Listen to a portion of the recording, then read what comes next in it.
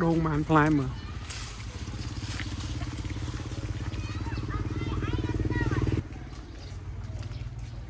Ê,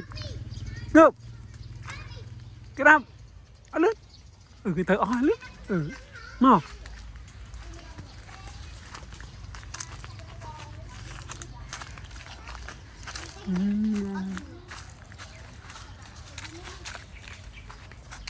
nó đã được cái ghế được mò mày đấy Con tinh này được mò ta nè con lụa ô tao mà cô mấy vi tha sang